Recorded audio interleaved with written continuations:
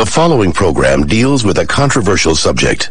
The theories expressed are not the only possible interpretation. Viewers are invited to make a judgment based on all available information. Tonight, liftoff. We have a liftoff. We investigate the most extraordinary event of the 20th century. It's one small step for man. Man landing on the moon. One giant leap for mankind. But believe it or not, some people say it never happened. This whole thing was a fake.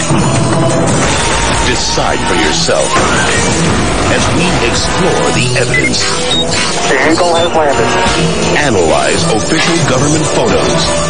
What a ride, what a ride. Examine the films. The flag flaps on the moon where there's no atmosphere. And hear the testimony of one former astronaut who's not afraid to speak his mind. NASA could have covered it up.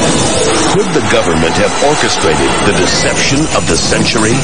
NASA could have pulled off the greatest hoax of all time.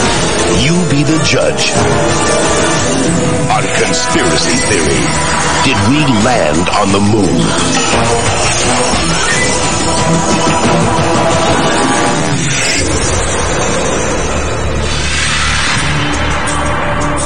On July 16th, 1969, America held its breath.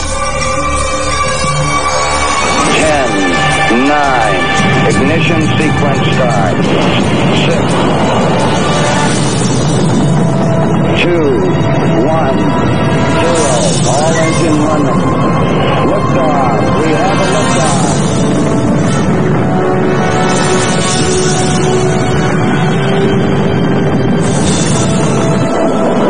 Apollo 11 blasted into space, beginning its 250,000-mile journey to the moon. During their 8-day voyage, the Apollo 11 astronauts saw spectacular views of the Earth, floated in a weightless environment, and supposedly went where no man had gone before. Guys, looking good, down a half. Lights on, picking up some dust. 4 forward, drift into the right a little. Contact light. Okay, engine stop. We copy you down, Eagle. Houston, Tranquility Base here. The Eagle has landed. But did it? Did they really land on the moon? Most of us think so. Millions of people watched on television as the lunar lander touched down, and these unforgettable words were spoken. It's one small step for man.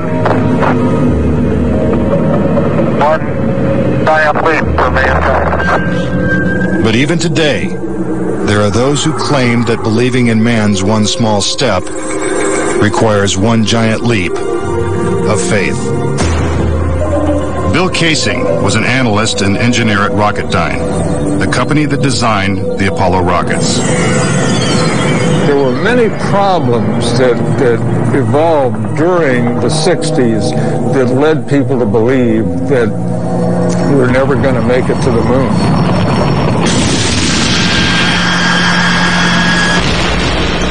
Three decades ago, when the world watched Apollo's lunar landings, Bill Casing was watching too. But what he saw on television, combined with his experiences at Rocketdyne, made him a skeptic. The whole thing then seemed phony to me. I think it was an intuitive feeling that what was being shown was not real. As he studied the footage more closely, he was shocked to find several inconsistencies. Casing observed that despite the clarity of deep space, the stars were missing from the black lunar sky. He saw the American flag waving, even though there is no air on the moon. And he discovered that there was no blast crater beneath the lunar lander, where its powerful rocket engine had fired. This evidence convinced Casing that we never sent a man to the moon. But NASA dismisses these charges. There are always going to be people who believe some outlandish theories, and the notion that we somehow were able to fake the lunar missions is pretty outlandish. As outlandish as it might seem, it has been estimated that as many as 20% of Americans believe we never went to the moon. But how could anyone think that one of the greatest moments in human history is a hoax? Is it really possible that NASA deceived the world? According to a former astronaut, it's entirely possible. Regarding the Apollo mission, I can't say 100% for sure whether these men walked on the moon. Brian O'Leary was a NASA astronaut in the 1960s and served as a science advisor during the Apollo moon missions. It's possible that NASA could have covered it up just in order to cut corners and to be the first to allegedly go to the moon. Was getting to the moon first so important that our government would consider faking it? To find the answer, we have to go back 40 years, to a time when America and the Soviets were locked in a struggle for world domination. People assumed that the nation that won the space race would win the Cold War. We defined that as being first to the moon. It was a time of more or less national hysteria. On October 4th, 1957, the Soviets terrified America when they sent Sputnik, the world's first satellite, into orbit. The New York Times had to publish an article explaining to Americans that it did not carry nuclear bombs that could be dropped on the city from that altitude. The American public's fear of nuclear annihilation intensified as Russia took the lead in the space race. House Speaker announced in Congress that we may be headed for extinction. Many feared that the Soviet Union's ultimate goal was to put a missile base on the moon. Meanwhile, America's space program was having difficulty even getting off the ground. The chances of getting to the moon and returning safely to Earth were something like 0.0017%. In other words, virtually an impossibility. What actually happened, in my mind, is that during the 60s, they said, if you can't make it, fake it. But if the Apollo missions were fake, how was this monumental hoax accomplished? According to Casing, the launch of Apollo's Saturn V rocket was real. It just never sent astronauts to the moon. The astronauts were launched with the Saturn V. Then, in order to account for their disappearance, they simply orbited the Earth for 8 days. And in the interim, they showed these fake pictures of the astronauts on the moon. But on the 8th day, the command capsule separated from the vehicle and descended to Earth, as of course was shown in films.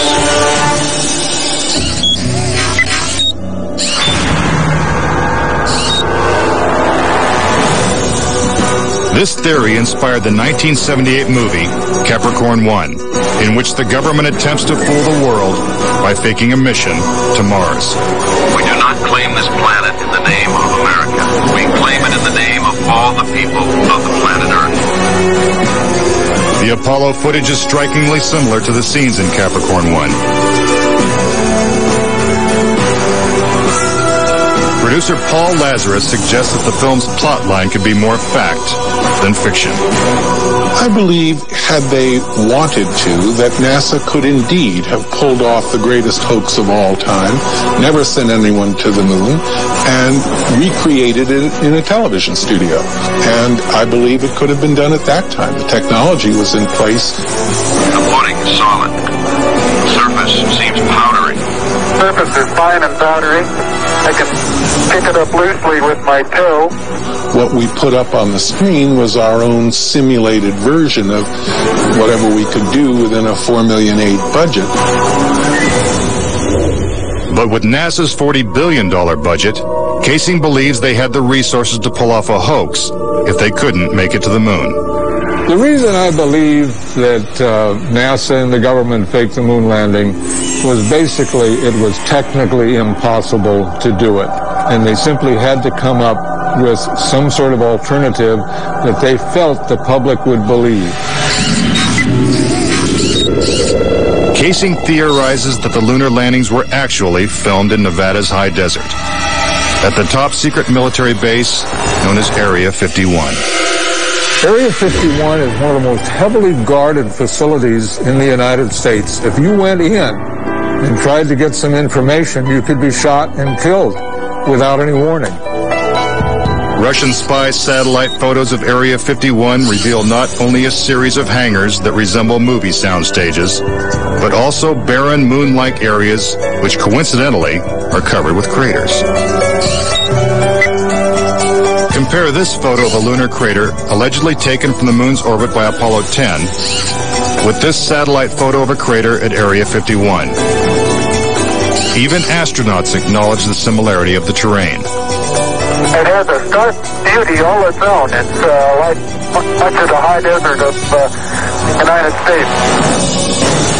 Could billions of people really have been fooled into thinking the Nevada desert was the moon?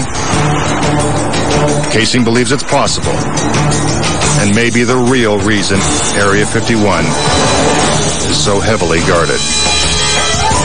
This is a very secret base, and with good reason, because undoubtedly the moon sets are still there. And if they are, no one's getting a look at them anytime soon. Up next. Tranquility Base here. If the lunar module landed with 10,000 pounds of thrust, why is there no blast crater? Plus, was this footprint really made on the moon? And later, 10 astronauts die under strange circumstances. How far could the conspiracy reach? Find out when Conspiracy Theory returns.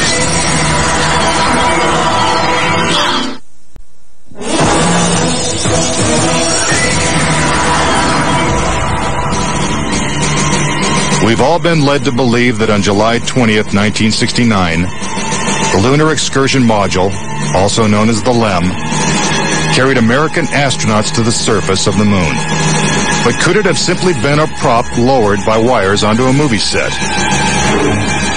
Bill Casing says that this may explain the absence of engine noise in the official NASA footage.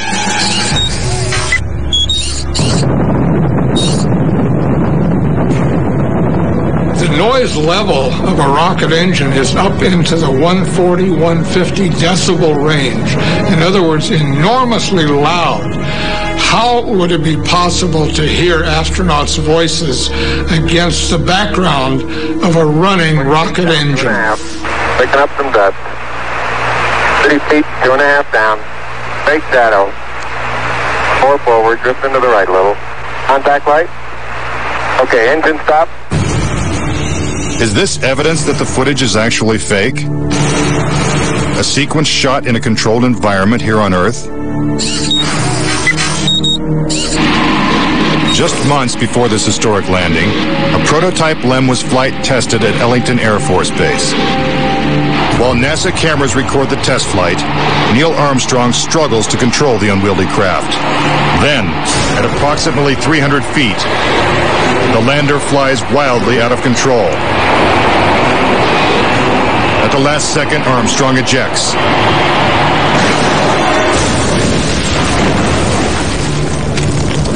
And floats to safety. If the lander was so unstable and difficult to fly in the controlled environment of Earth, then how could the LEM land 6 times flawlessly in the alien environment of the moon? The LEM had a single engine mounted dead center, and then they had little push jets, thruster jets, a couple of them up on top. This was supposed to control their attitude as they came down. Well, I'll tell you a secret. The instant you moved your tail in that cabin an inch, you would change the load pattern. It would begin to tilt, and it would start that thing spinning.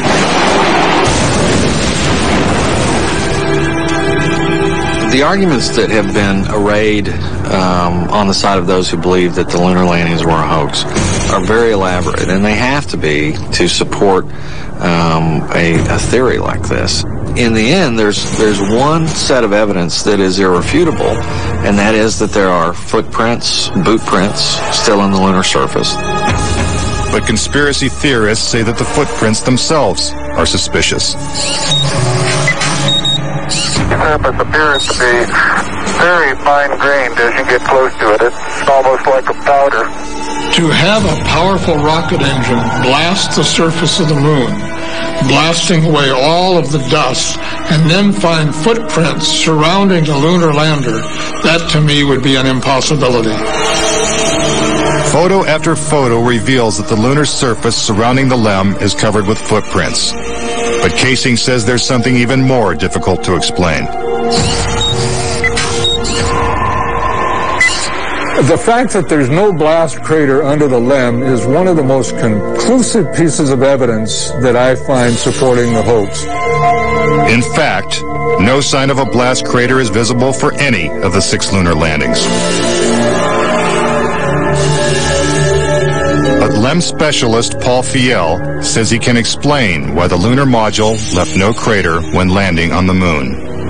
The amount of thrust that you need coming out of the bottom of the descent engine is about 1,500, 2,000 pounds of thrust.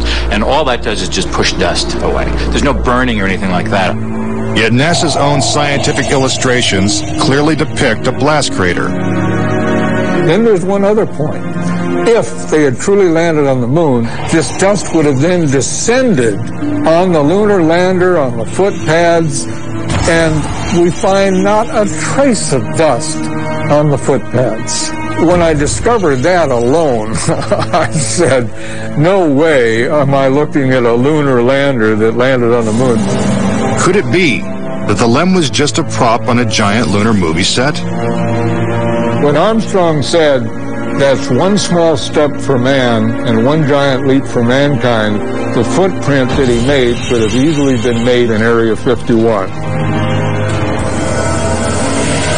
Casing points out that the LEM's departure from the lunar surface is even more suspicious.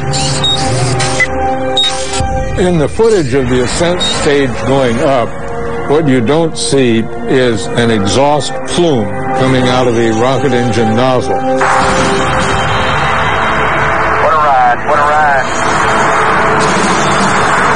But what do we see?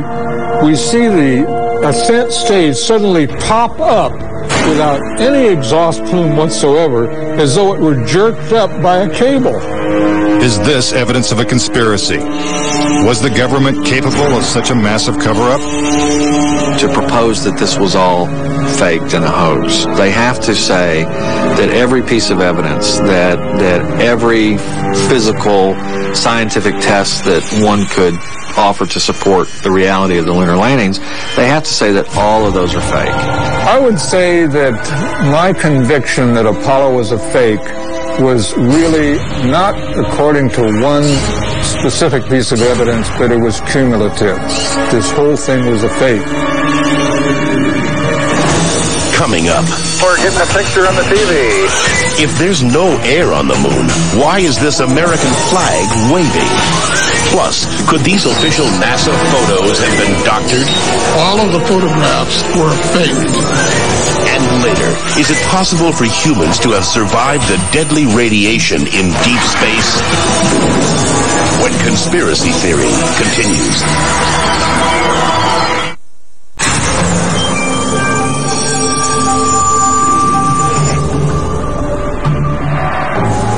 If the moon landings were actually filmed on a movie set, then where's the evidence?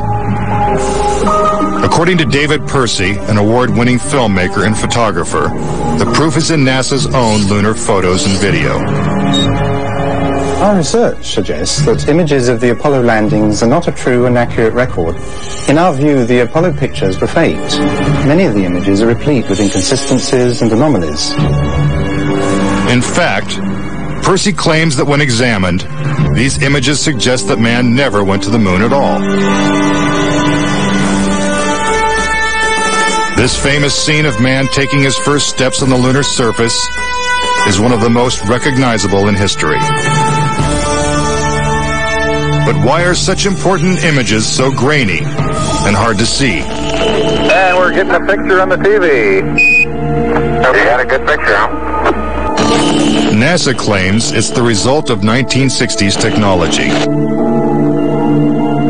If if you go back and look at it, the Apollo 11 mission was some pretty awful video by today's standards. These were ghostly images. It just did not look very real at all. And that was a function of the transmitter at the time, the camera at the time that we had available to us to fly on Apollo 11. But investigative journalist Bart Sabrell believes that NASA intentionally made the images hard to see. NASA orchestrated the hoax in a very unique way through television. They had one picture which they completely controlled, black and white, grainy, that convinced everybody we were on the moon. We had no reason to doubt it. They had complete reins over the pictures, over the sound. I mean, sad to say, it was easier than people believe. But despite the lack of clarity, conspiracy theorists see evidence suggesting that these images were staged. It's absolutely unreal. Although it appears that the astronauts are moving in the moon's gravity, which is 1/6 that of the Earth, Percy notes that when the speed of the film is doubled, the astronauts appear to be running as if in Earth's gravity.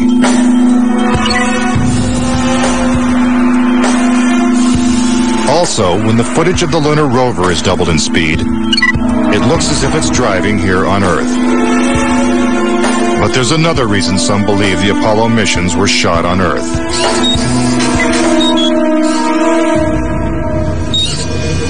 If there is no air or wind on the moon, why is this American flag waving? The fact that the flag flaps on the moon where there's no atmosphere means that there must have been a little blast of wind out in Area 51 where they shot this. Could these questionable images simply be the result of astronauts struggling to plant the flag into the lunar surface?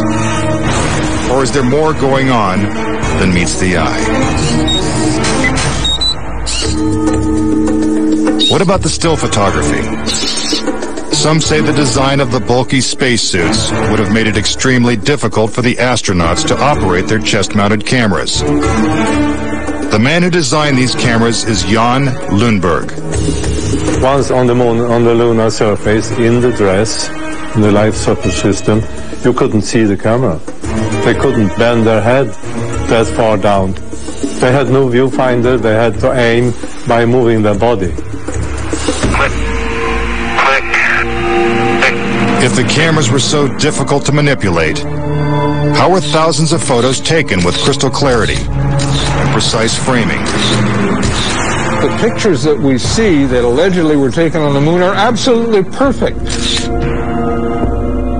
But with closer examination, Casing says flaws begin to emerge. Unfortunately, errors were made which are now being discovered. Conspiracy theorists point out that lighting is a major flaw in the lunar photos. Case in point, on the moon, the astronauts' only source of light was the sun. They had no extra lighting, no flashes or things like that. Yet in this photograph from Apollo 14, the shadows are cast in different directions, suggesting multiple light sources. The shadows cast by the rocks in the foreground should have been east-west, like the LEM shadows. And in this photo from Apollo 17, again the shadows are pointing in different directions. Outside in sunlight, shadows always run parallel with one another, so the shadows will never intersect. Conspiracy theorists say it's not just the shadows that indicate the use of additional lights, but what has been photographed in the shadows. For example, here's an astronaut who descends into a huge shadow cast by the lunar module. Yet his entire body is still visible. How is it that he is not shrouded in darkness? Here's the same maneuver from another Apollo mission. Again, the astronaut is brightly lit in what is obviously dark shadow. And in this picture, the sun is directly behind the astronaut. His figure should be a silhouette. Yet even the smallest characteristics of his suit are recognizable. It seems like he's standing in the spotlight. And I can't explain that. That escapes me. Why? And finally, in this picture with the sun behind the lunar module, the front of the craft is clearly visible. The words United States are crisp and clear. How could these backlit pictures be so detailed? It's because there's more than one light source, which means they're not on the moon.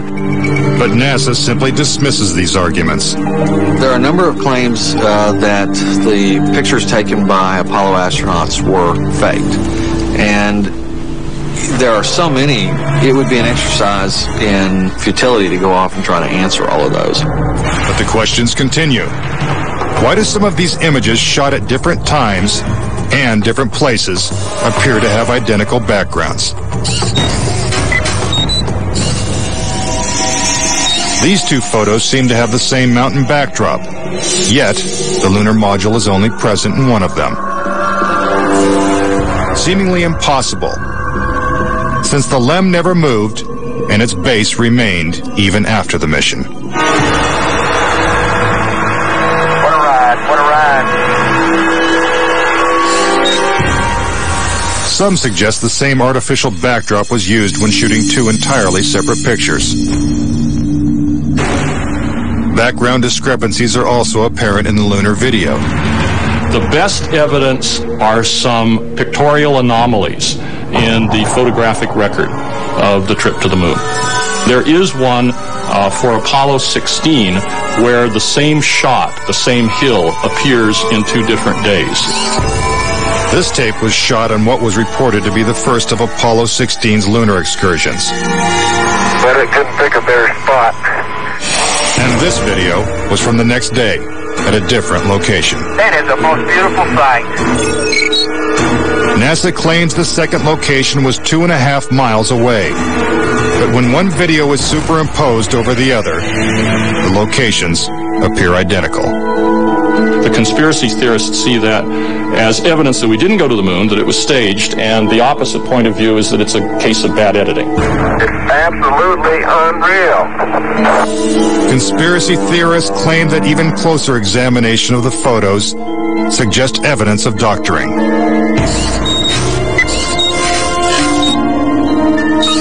For reference, crosshairs were permanently etched into the lunar cameras, so they would have to appear on top of every image. But in this photo, a crosshair is behind a part of the lunar rover. This situation is impossible and has to be the result of technical manipulation and doctoring of the image. And in this photo from Apollo 11, the equipment in the foreground is covering the crosshair, not behind it. And in another from Apollo 12, the American flag is covering one crosshair, and the astronaut is covering the other. When presented with these questionable photos and videos, NASA refutes the conspiracy theories. Some range from incredibly complicated to incredibly goofy.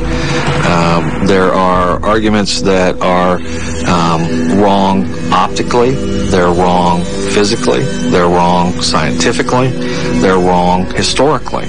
There's a great deal of claptrap that is sort of woven in to these arguments. But despite what NASA says, conspiracy theorists still insist that Apollo was a hoax. When I looked at all the pictures and all the footage, I'm absolutely convinced, I bet my life on it, that we didn't go to the moon. I know for a fact that we didn't. Coming up next, tragedy strikes the Apollo program. The program could be stopped dead in its tracks. 3 astronauts die in a pre-launch simulation. But was it an accident? He was going to blow the whistle on the whole project. And later, could the astronauts have survived a trip into deep space? Before they got 1/2 to the moon, they would have picked up a death dose of radiation. Next, on Conspiracy Theory.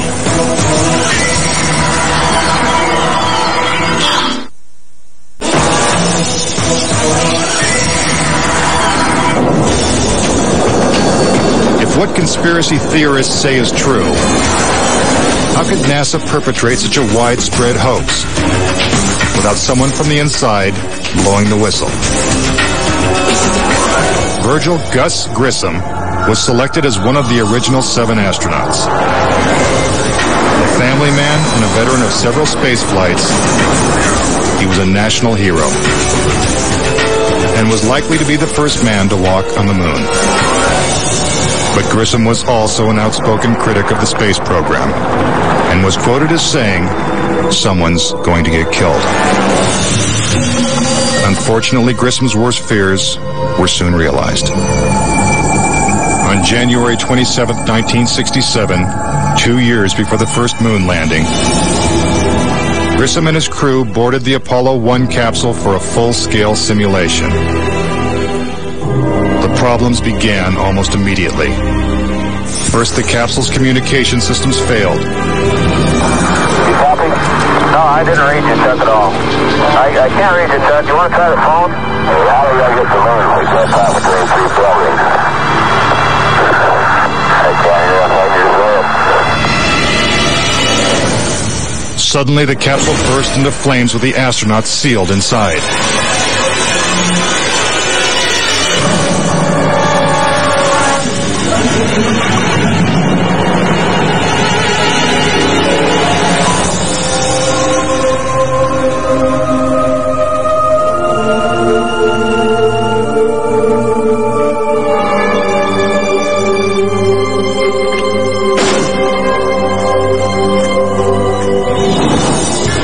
Tragically, Gus Grissom, Ed White,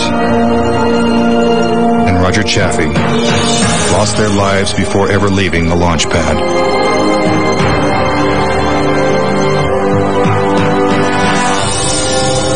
Gus Grissom's family believes the Apollo 1 fire was no accident. I think it was intentionally sabotaged by someone. It's been a question in my mind, what was found in the accident investigation and how was that handled? Was the CIA involved or whoever? But it was done intentionally. Grissom's family doesn't know who was responsible for his death or why it happened. But they say NASA knows the truth.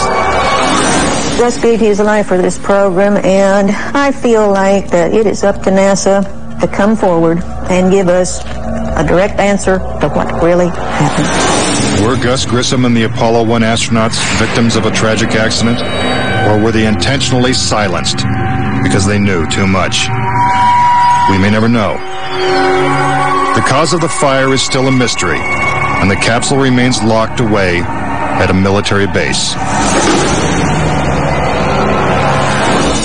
But Grissom wasn't the only Apollo critic to meet with a suspicious and untimely death. Thomas Ronald Barron was a safety inspector during Apollo 1's construction. After the fire, Barron testified before Congress that the Apollo program was in such disarray that the United States would never make it to the moon. He claimed his opinions made him a target. Has there been any pressure on you by NASA? Nothing. We were, my wife and I were somewhat harassed at home when this first thing broke some time back, but it's gone away now. As part of his testimony, Barron submitted a 500-page report detailing his findings. There was a real fear that the program could be stopped dead in its tracks. Then exactly 1 week after he testified, Barron's car was struck by a train. Barron, his wife, and stepdaughter were killed instantly. I believe that Thomas Ronald Barron was murdered because he had the truth to tell about the Apollo project. Barron's report mysteriously disappeared, and to this day, it has never been found. But the Apollo program continued, and so did the string of untimely deaths. Between 1964 and 1967, a total of 10 astronauts lost their lives in freak accidents. These deaths accounted for an astonishing 15% of NASA's astronaut corps. To keep something that's alive wrapped up and covered over, you've got to eliminate all the people that can talk about it. Could the government have gone this far to pull off such an elaborate hoax? NASA says it's impossible. there were probably 250,000 people who were directly involved in the Apollo program, and another 500,000 people beyond that. 750,000 people can't keep a secret like that. That's just not going to happen. But Bart Sabrell insists that most NASA employees knew nothing of the deception. Very few people at NASA knew. The thing is so departmentalized. You got the person building the bolts in Houston, or doing this in Seattle, or doing this in Florida. No one knows the full picture. So, you had no one seeing the full picture of anything except a handful of people. If the conspiracy theorists are right, and only a few people knew the whole story, then the truth may remain buried forever. When we return, could the astronauts have survived the deadly radiation of space? Getting them past the radiation belt would have been impossible. And a Russian cosmonaut breaks his silence when conspiracy theory returns.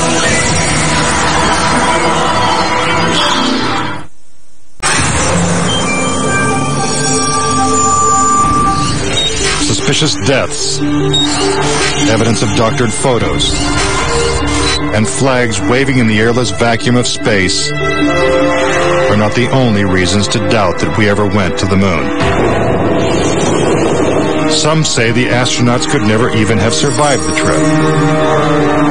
The reason why they couldn't go to the moon is because of a phenomenon that few people know about called the Van Allen radiation belts. 500 miles above the Earth, these bands of intense radiation surround our planet and are thousands of miles thick. Any human being traveling through the Van Allen belt would have been rendered either extremely ill or actually killed by the radiation within a short time thereafter. Other than the Apollo missions, no other manned space flight has attempted to pass through this deadly radiation. Every manned mission in history, Gemini, Mercury, Skylab, the space shuttle, has been below the radiation belt, all except going to the moon. To protect the astronauts, the capsule would have needed 6 feet of lead shielding, according to physicist Ralph Rene. Obviously, the only shielding they had was the literally paper-thin outer hull of aluminum, and their suits consisting of glass fiber, some aluminum fibers, and silicon rubber. It's very interesting concerning radiation that the astronauts were protected by a thin film of aluminum when here on Earth they put a lead shield on us when they take a dental x-ray. Some theorize that if the Van Allen belts didn't kill the astronauts, even deadlier doses of radiation deeper in space would have. Violent explosions in the sun called magnetic storms flood space with intense radioactivity. A magnetic storm will come along, and that can increase the intensity of the radiation belts by maybe 1,000 times above what it was before. According to Rene, the Apollo 16 mission coincided with one of the sun's most intense storms ever recorded. Around the rotating sun came this immense flare, the biggest one of the 20th century. It went on for 3 or 4 days, all the while it's slowly rotating around. Although the effects of radiation are horrific, ranging from hair loss to cancer to death, the solar flares had no adverse effect on the Apollo 16 crew.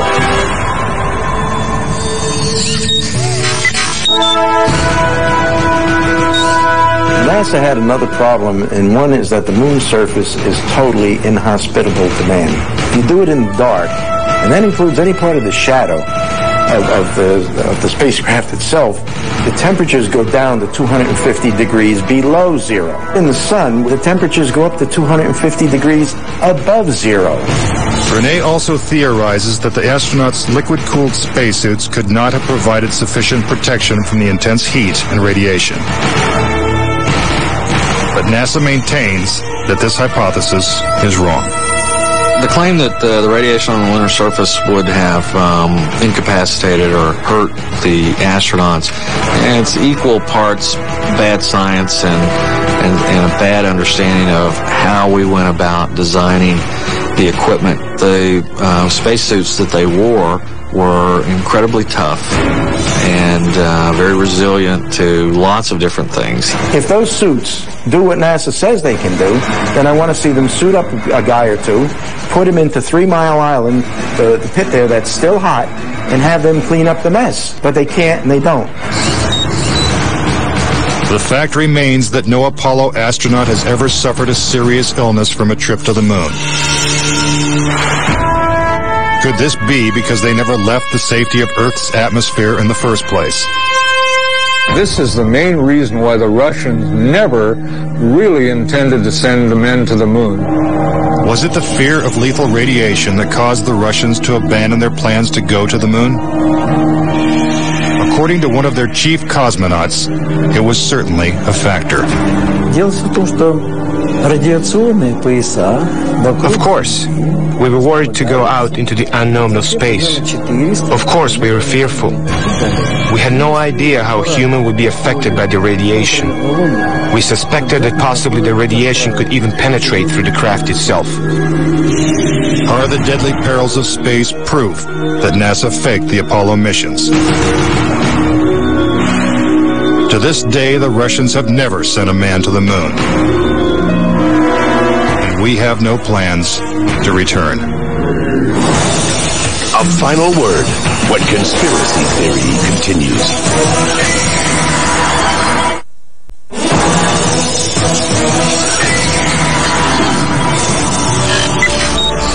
Now that you have heard the various theories and explanations, do you believe it's possible for our government to perpetrate such an incredible hoax? Is it conceivable that with its $40 billion price tag, the Apollo program was nothing more than the most expensive movie ever made? It is my personal belief, and I totally believe this after all the years of research I've done on this, that NASA never landed a man on the moon. I would say that anybody who believes that we did not go to the moon is an absolute nut. Anyone that wants to call me a kook or a nut or a crackpot, they're welcome to do that, but they're also welcome to go examine the evidence, which is everywhere. Bottom line, the United States went to the moon in the 1960s and the 1970s. End of story. Is there any way to put this controversy to rest once and for all? The only thing the experts agree upon is that the answer is 250,000 miles away. If NASA truly landed on the moon, remnants of the 6 successful Apollo missions would have been left behind. The base structures of the LEMs, the abandoned lunar rovers. Even the American flags would still be standing at each landing site. I would like to invite NASA and all of their supporters to simply take the most powerful telescope on Earth and see if there's a lunar lander there. If there's a lunar lander there, I'll never say another word about an Apollo hoax. If there's no lunar lander there, I'll rest my case. But no telescope exists that can examine the moon in such detail. Do objects from the Apollo missions remain on the moon in silent testimony? Or is the conspiracy theory true? In 2 years, Japan will send an orbiter to take close-up photos of the moon's surface. What will they find? Until then, the question remains, did we land on the moon?